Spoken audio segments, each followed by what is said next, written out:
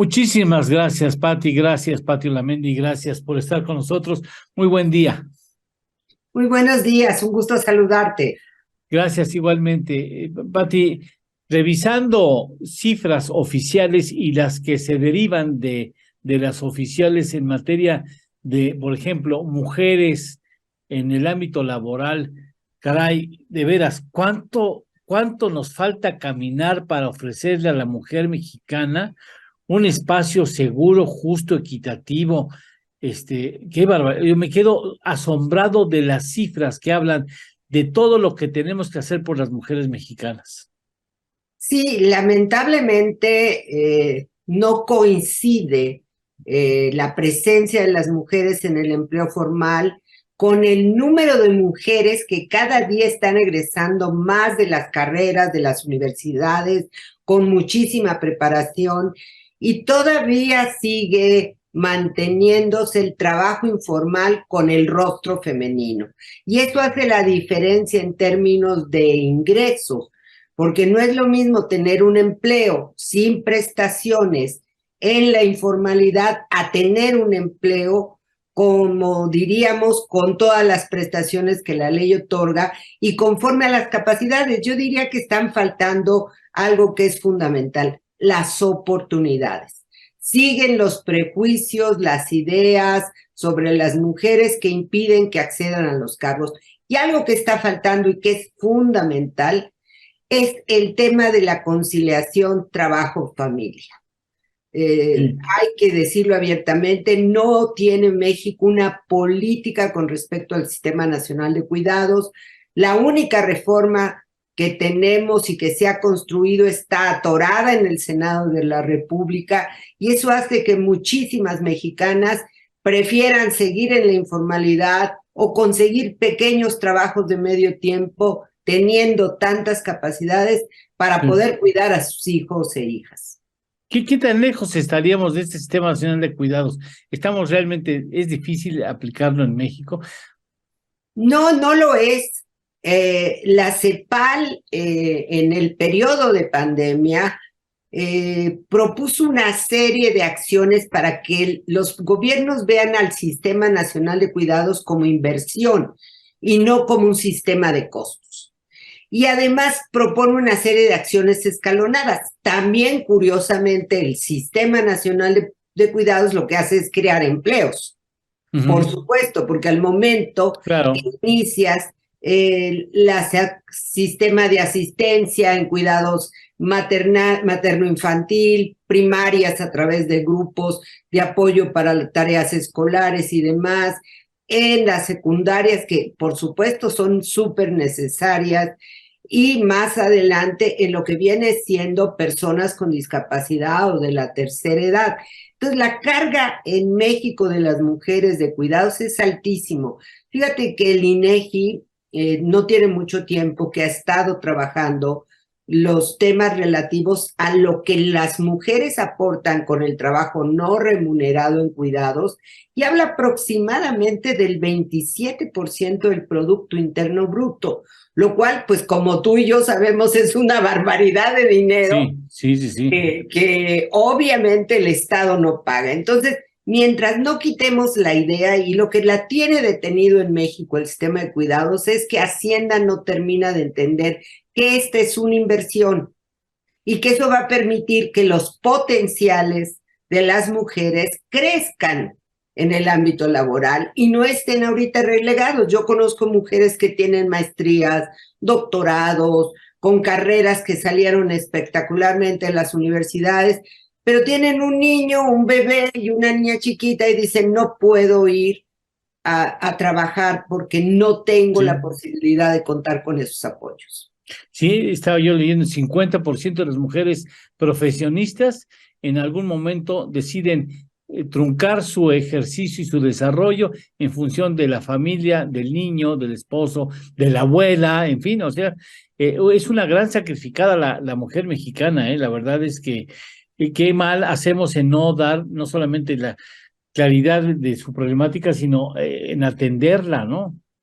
No, y además el problema es que no permite que las mujeres contribuyan al desarrollo económico de México, porque si lo ves, somos el país con menor participación de mujeres en el empleo formal de toda la OECD. O sea, te dicen, no es posible que México esté prácticamente desperdiciando el talento que ya se tiene de incorporación de las mujeres al empleo formal. Somos el país con menos participación de mujeres en el mercado formal.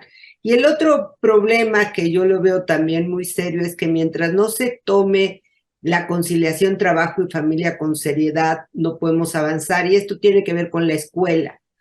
Somos un país muy raro porque tiene un sistema escolar que piensa que las mujeres todas somos amas de casa y que entonces dejamos a los niños a las 7:30, 8 de la mañana y a las 12, 1 vamos por ellos, ¿verdad?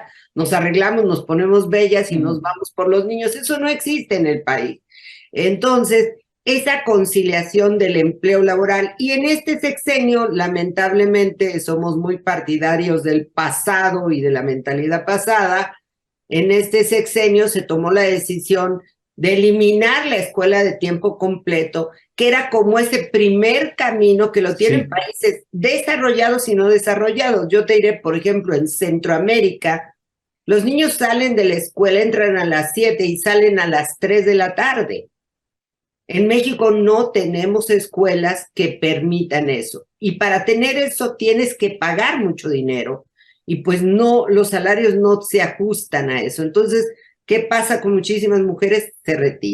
Se retiran del ámbito formal y empiezan pequeñas actividades que les deja redituado el trabajo.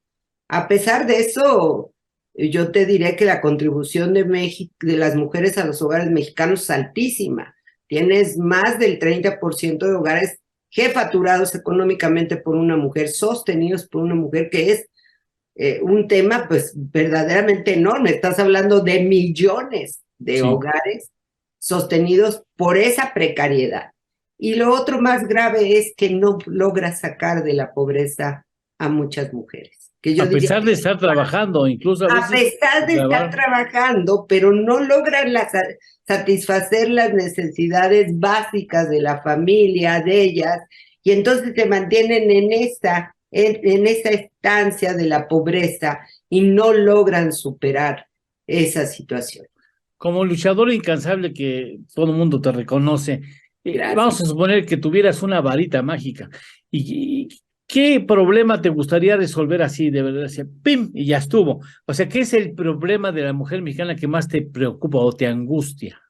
El cuidado de hijos e hijas. Mira, somos una de las economías más importantes del mundo. Estamos hablando entre la 15 y la 17 economía del mundo. Y no tenemos ni siquiera transporte escolar gratuito. Y tenemos un problema de inseguridad gravísimo. Gravísimo, porque muchas niñas, niños sufren agresiones en el traslado a la escuela. Segundo, la escuela de tiempo completo. Para mí, el horario donde los niños, niñas tengan asegurada alimento, que es fundamental, más que estas transferencias económicas, nadie sabe dónde terminan y con quién terminan. Yo creo que la única política social aceptable, necesaria, es la que se dé en la escuela. Que esté una dentista, un dentista, un médico, una enfermera, que los niños ahí reciban apoyo para cuestiones auditivas, lenguaje, lentes, etcétera, que reciban alimentos como en muchos países del mundo. Ahí el niño, la niña toma sus alimentos, ya se va de la escuela comido, digamos, con una tarea hecha. La madre sabe que ya recogió al niño, a la niña, y ya comió. Si tiene algún problema de salud, va a haber una enfermera, un médico que lo va a ver. No se tiene que preocupar por un aparato auditivo. Hay muchos niños que no oyen bien o que tienen problemas y sabes que es carísimo y lo sacaron del cuadro básico. Entonces, ya los lentes, esto, a mí me parece que si las mujeres logramos que los niños estén cuidados, que puedan salir de la escuela, que tengamos una satisfacción, pues las cosas en México van a cambiar terriblemente, porque ya no es esa angustia. Hay madres que regresan, salen corriendo de trabajar, encierran a los niños en las casas. Sí, hombre. Y con la angustia que se van a trabajar de que el niño o la niña puede ser agredido, tener un accidente. Si ves los índices de accidentes que nos dicen de niñas y niños en las escuelas, es terrible. Entonces yo diría, si logramos que el tema central sea efectivamente garantizar cuidado y atención a niñas y niños, pues también estamos haciendo un futuro maravilloso, porque al final de cuentas la democracia es oportunidades y las oportunidades solo la tienes cuando tienes una buena educación. Entonces ahí nos cambia la ecuación y se acaba la angustia por una cosa que se llama sentimiento de seguridad en cuanto a tu familia, a tus hijos, pero no lo terminan de entender. Yo digo que seguimos con una política económica y social que dicen, pues que la abuelita trabaje, pues que la cuide el vecino, que los cuide esto. Pues no, no es así. Los países desarrollados ponen énfasis en esos sistemas como la única vía para asegurar un crecimiento económico con mejores oportunidades para todas y todos. ¿En los últimos años hemos avanzado, hemos retrocedido o estamos estancados? Yo creo que hemos retrocedido mucho en el tema, sobre todo del acceso de las mujeres a ciertos derechos.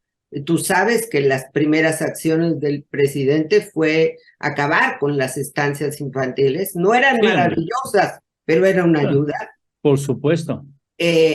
Acabar con la escuela de tiempo completo, que es un problema.